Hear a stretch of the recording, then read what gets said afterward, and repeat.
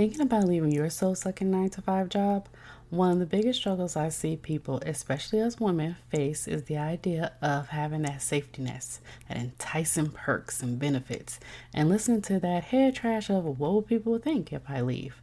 I totally get it, and I've been where you are. That's why I created a free guide to help you if you're thinking about putting in that notice. It's called Unlocking Your Exit Plan. Discover 5 things you need to do before leaving your 9 to 5. This guide is filled with worksheets and steps so you will have hand holding along the way. You can download your copy in the link in the show notes, and again, it's totally free.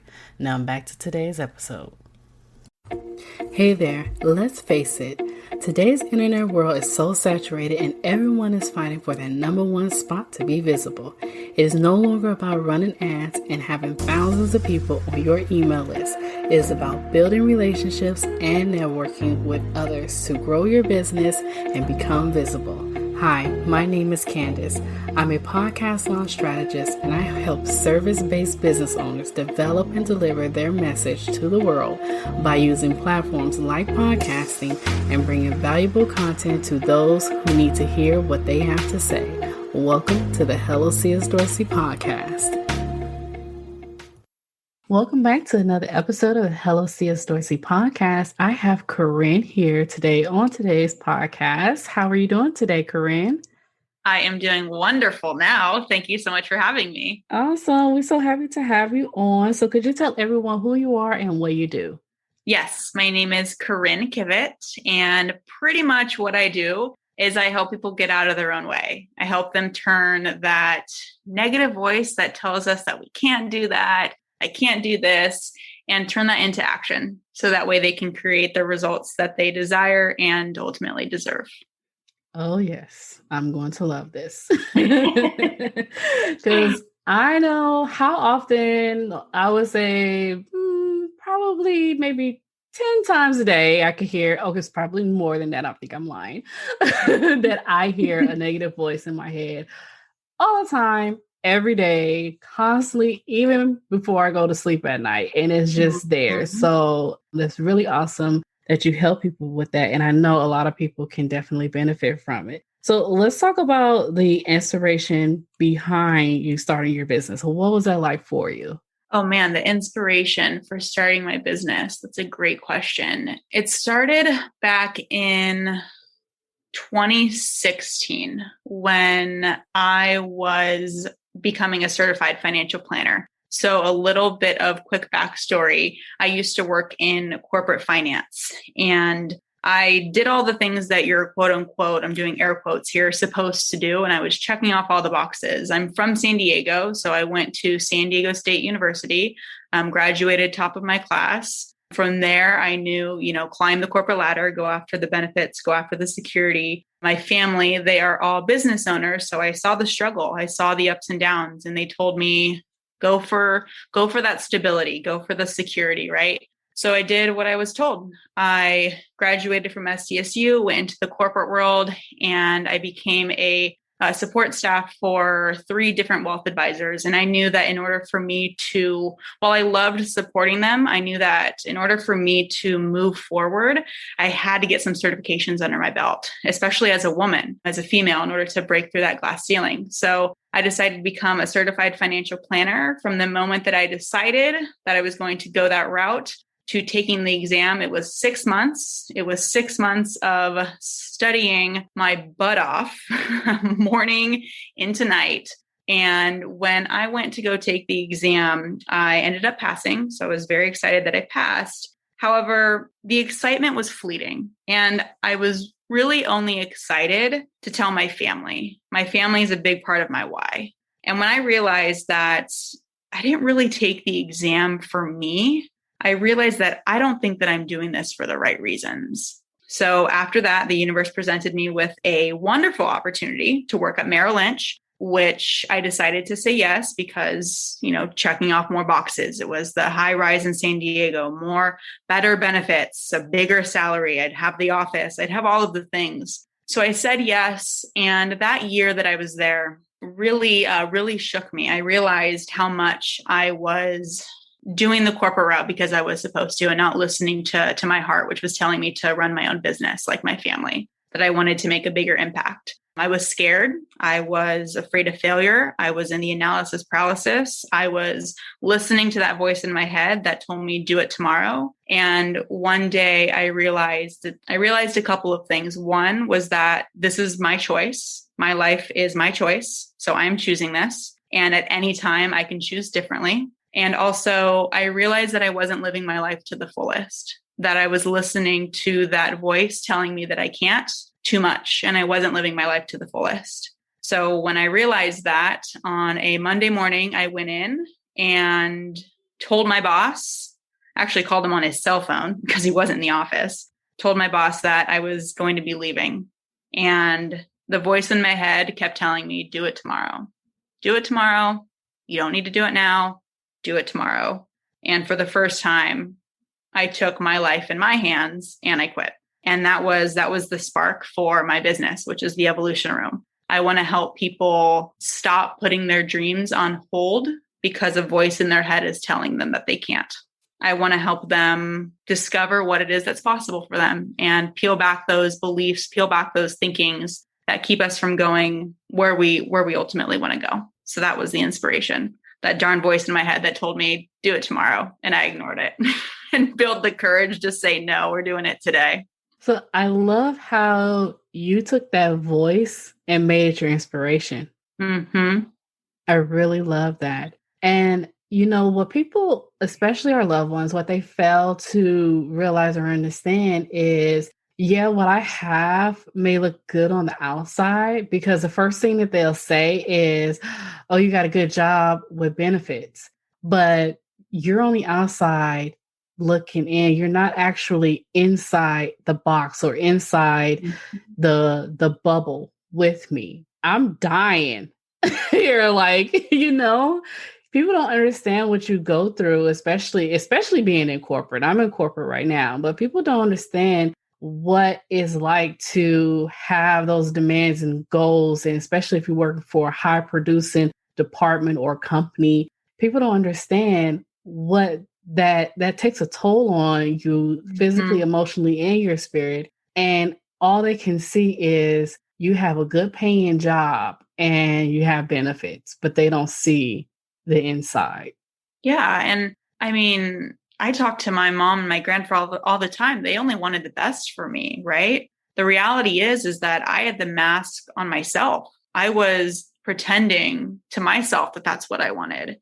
And this can show up in so many areas of our life. It can show up in relationships that we say that we want to be in when we don't really want to be in them. It can be in a career. It can be in any area of life. It comes down to removing the mask for ourselves and being who we truly are. And sometimes that means unraveling the beliefs that our family or friends or society or our environment puts on us. Yeah, that is so true. Mm-hmm. So can you remember a time in your business starting out where you had a hello moment? Yes, definitely when I had a hello moment. And I think I have a lot of hello moments, to be honest, because I'm constantly working on staying uncomfortable, because I know that that's where success lies. So the first one that comes to mind is when I launched my Facebook community. And Candace, let me tell you, I was so nervous.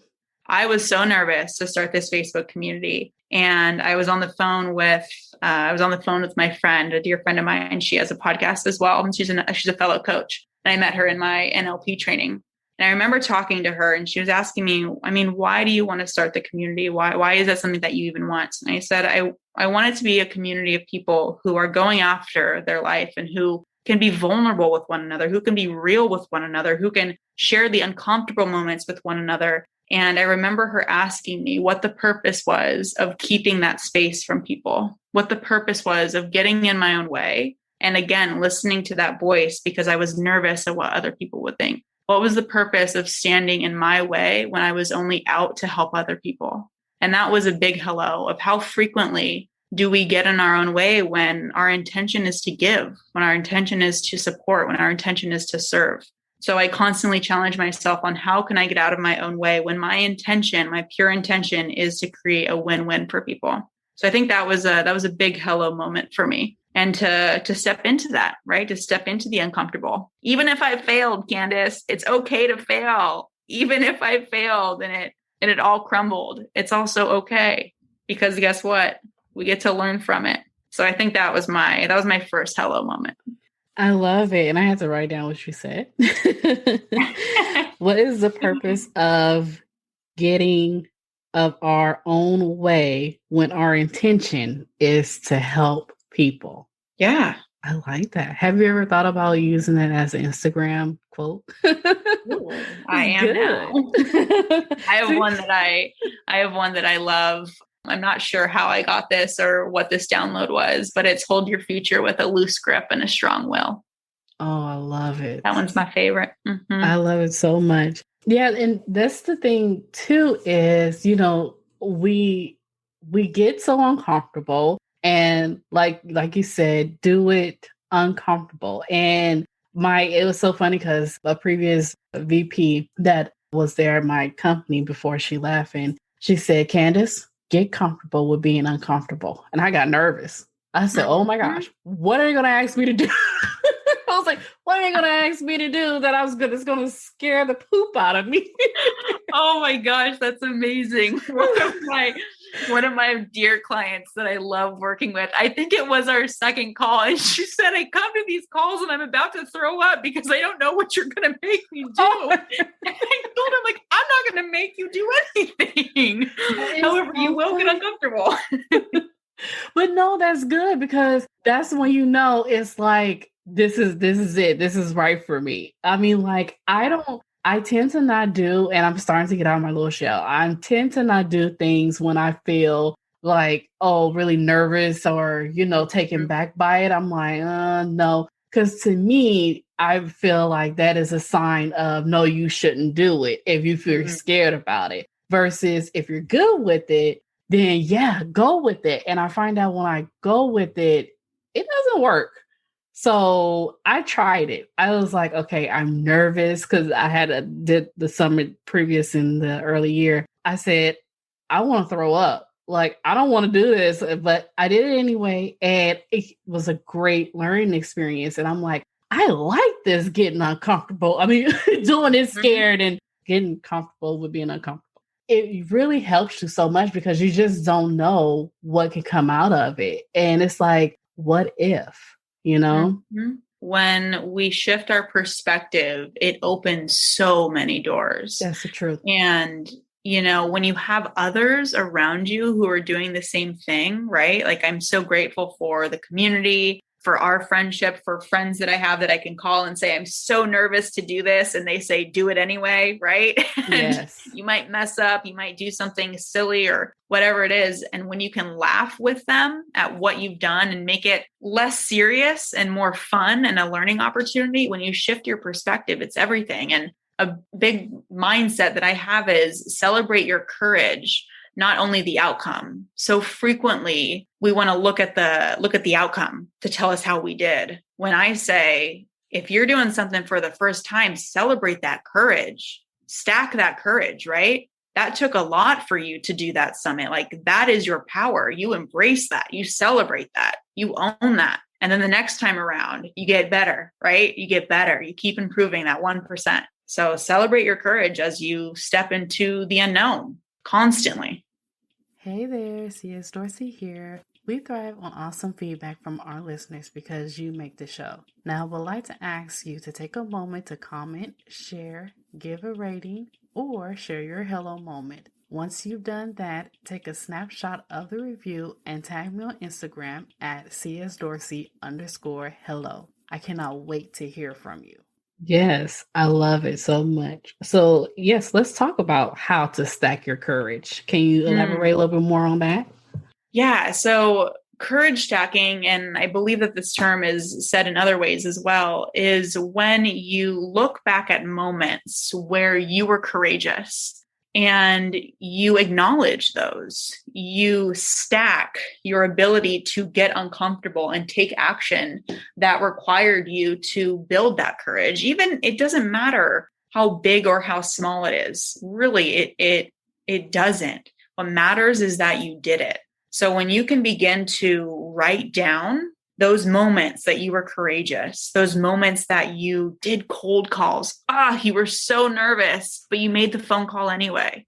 The moment that you told that person that you loved them and, oh my God, you were so nervous, but you did it anyway. Those moments when you can write those down, if you can create a log of courageous moments, the next time where you're about to, let's say, go launch a summit, the next time you're going to go speak on stage, you look back at those moments and you shift your state. And when you shift your state, that's your internal feeling and your internal representation of yourself. That's creating your world. So when you have that stacked courage, you can look at that stage, you can look at that summit and say, I got this. Like, I got this because I've been through this. I love it. I love it so much. You know, it's so funny we're talking about this because I remember when you asked me to do the webinar during your series that you do every month.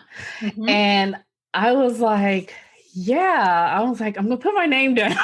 And I was like, oh my God, Candace, what are you doing? I was like, I haven't done this before, but I've done a presentation before, like, work or whatever, but I'm like, I haven't done it in front of a group of people that I don't know. So I was so nervous, Corryn. I don't know if I told you. I was like phenomenal.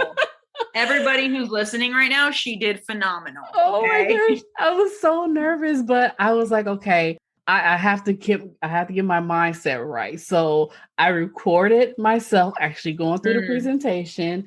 Like an hour before the presentation, I went for a walk. And then like a couple of minutes before the presentation, I jumped up and down to kind of like, get that adrenaline, to kind of like calm me down. But it helps so much when you and I kind of like chit chat in the beginning, and it kind of like calmed me down a little bit. Mm-hmm. But going through it, after I was done, I said, oh my gosh, I'm addicted to doing this now. I want to study more about, doing presentations and doing webinars. And I was like, that was just a taste. I was like, I'm hooked now.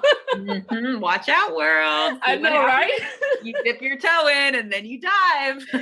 Exactly. Water's not as cold as you thought. Exactly. So yes, I'm a firm believer in doing this scared. Even if you think you may sound weird or crazy, but just know in the beginning, it may be a little shaky, but once you warm up, you're gone. Yeah. And this is something that we talk about in our trainings, the different stages to learning, which is awkward, mechanical, and then natural. So when we can start to embrace the awkward, you're going to be awkward. Like, embrace the fact that you're nervous. Maybe even say, wow, okay, I'm nervous right now. That's interesting. I've never done that before. Sometimes I notice when I vocalize that, it helps me. It helps me work through my process of like, oh, I've never done this before. Okay. I'm kind of nervous. However, I'm also kind of excited. So is it excitement or am I nervous? Okay, cool.